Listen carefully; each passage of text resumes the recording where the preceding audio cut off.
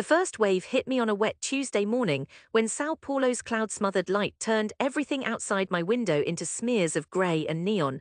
My phone buzzed against the chipped table, shaking next to the mug of untouched charmate. I knew what would be waiting before I picked it up. My cousin Priscilla had already commented on my last post about opening a pâtisserie one day.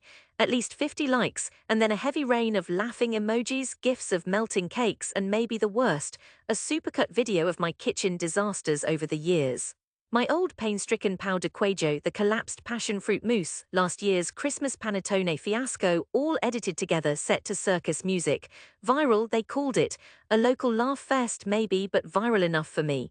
The video circled our family WhatsApp groups before I could even message back, "I'm trying." I stared at my hands, swallowed shame. My nails trembled, flour still crusted into the lines, evidence of what they found so hilarious. "Pablo Olha," my mother called from the next room. "You're famous, Filho." Her voice had the brittle tone of someone who didn't know whether to be proud or embarrassed. I didn't meet her eyes when I stepped into the kitchen.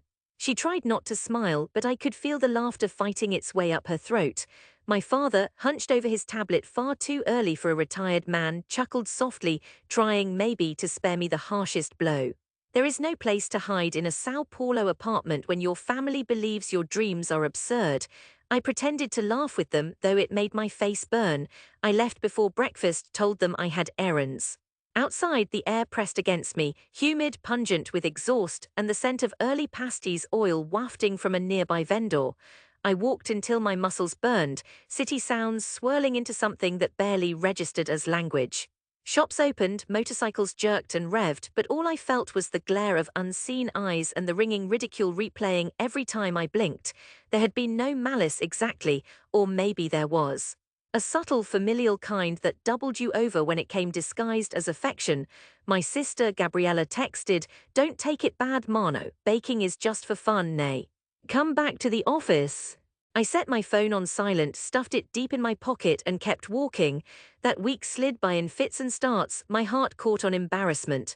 I could see my so-called failures spreading through my neighborhood, the laughter echoing in the voices of people I'd grown up with, laundrywomen leaning out of apartments, their children pointing and giggling, someone yelling "Fala, MasterChef," while I bought groceries. The worst was the silence. My friends, the few who dared, avoided talking about it at all. It could have ended there, it almost did. Most dreams in this city die not because hunger is too sharp or rent too high. It's the humiliation that bears down, slow and unavoidable.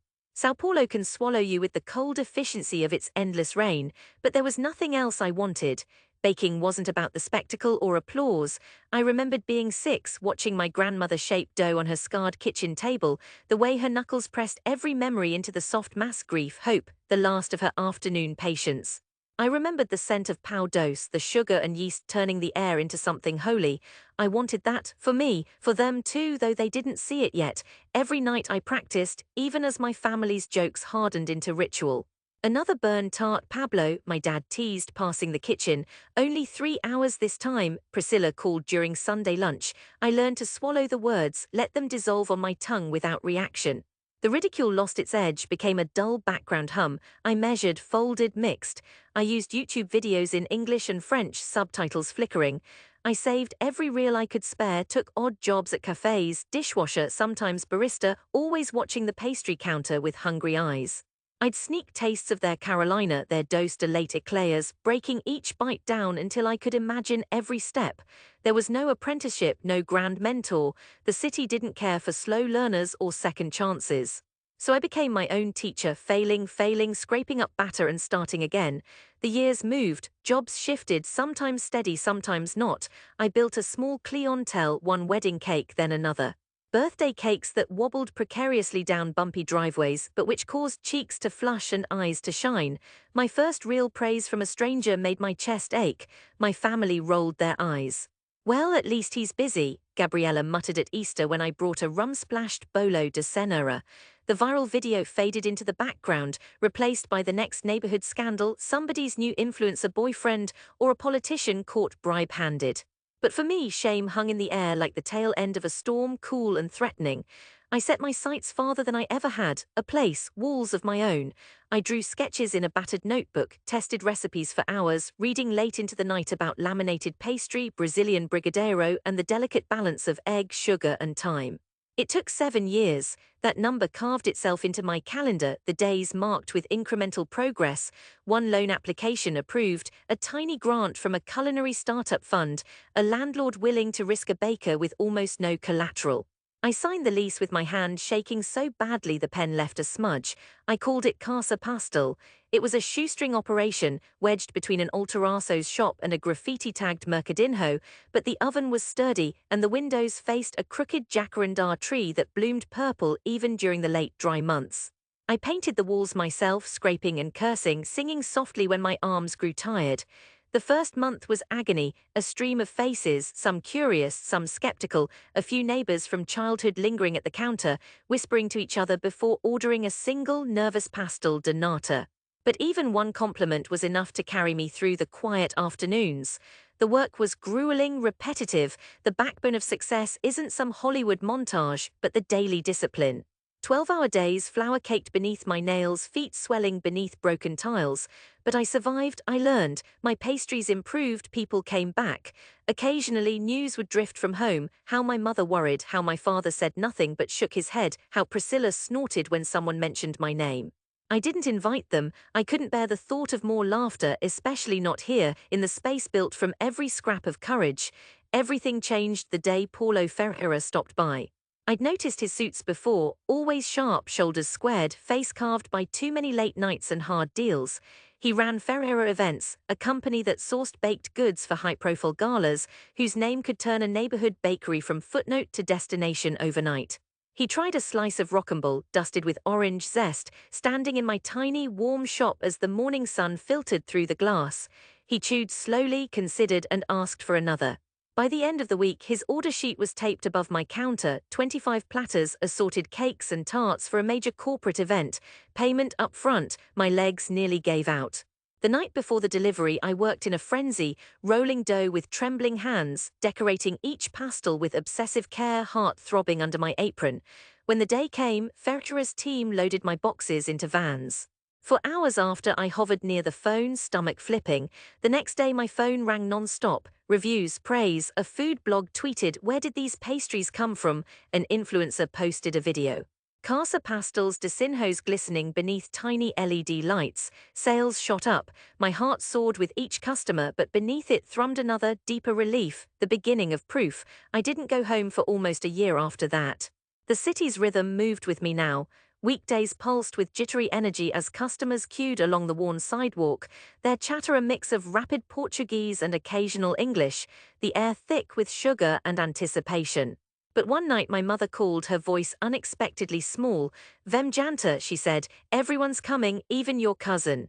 I hesitated, the shame from years before lingered, but courage returned, steady and insistent. I accepted. Dinner at home was always a riot, too many people squeezed around our battered table, elbows bumping, voices clashing, laughter rising and falling in unpredictable waves. That night the faces turned toward me with a curiosity I'd never seen before. Even Priscilla looked uncertain, her mocking smile faded into something more complex.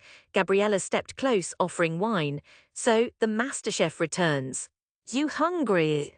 I grinned, warmth spreading across my chest. For once the joke lacked its old sting. The food was simple, a feijoada bubbling with orange slices, rice steamed to sticky perfection, and fried plantains that made the kitchen thick with oil and nostalgia. The conversation drifted. How was the bakery? Was it true about the food critics' review? My father, always more silence than speech, at last cleared his throat. "You did something, Philho." It was quieter than usual, not quite approval, but heavier than indifference. A pause, maybe I was wrong. That night, lying in my old narrow bed, I dreamed not of ridicule but of fresh, endless dough. But what counted most was still to come. A few months later, Ferreira called again, this time about an even bigger event, a local festival celebrating São Paulo's culinary talent. Hundreds of people, press, cameras, and he warned me, local dignitaries, families, old faces. I agreed, even as my heart raced. It would be an Ibirapura park shaded by lofty trees, wide open lawns filled with color. The morning of the festival dawned wet and sharp with the smell of rain on warming pavement. I brought platters heaped with every pastry I'd ever coaxed into being: brigadeiros, fruit tarts glistening with freshly cut kiwi and strawberries, coconut pistachio eclairs lined up like polished gemstones. Crowds flowed past, pausing, tasting, laughing with their mouths full. By noon, a queue formed beside my tent, stretching across flagstones. I glimpsed familiar faces near the back: my family, Priscilla flanked by Gabriella, my mother squeezing my father's hand. I couldn't hear them over the music, but their steps were tentative, uncertain. A local broadcaster wound through the booths, microphones snapping up interviews. When she pointed her camera at me, I almost flinched, but pride steadied my voice. I explained my history, my first humiliations, my dream. I spoke not with rehearsal, but from the silent depths where my determination had been forged.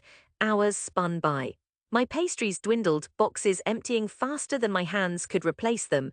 Late in the afternoon, Ferreira himself stopped by. He smiled, this time not as a potential client, but as a peer. "Congratulations, Pablo. You've done it." He gestured to the families sampling my food, the children licking icing from their fingers, the festival organizers beckoning to ask if I had more stock. Then my parents reached the front of the line.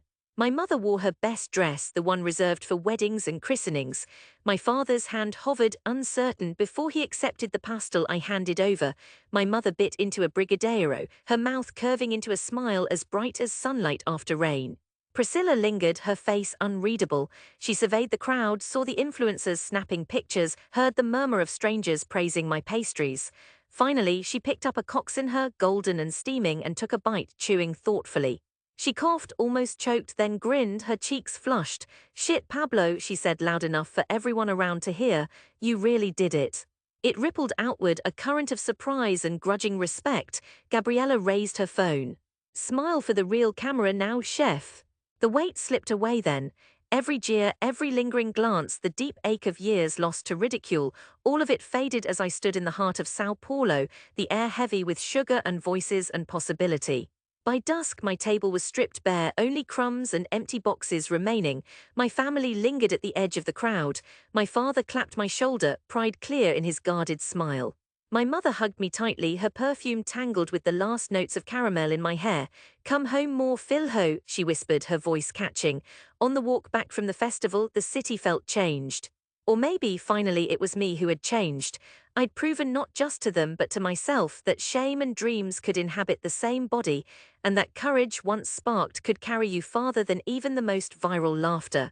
I returned home that night, hands still sticky with sugar, heart clenched in a steady, unbreakable rhythm. Dawn crept through my old window, and for the first time I looked out over the city not with regret, but with the anticipation of every new recipe, every impossible thing made possible. And I knew at last that I had baked my way back, not just to success but to belonging.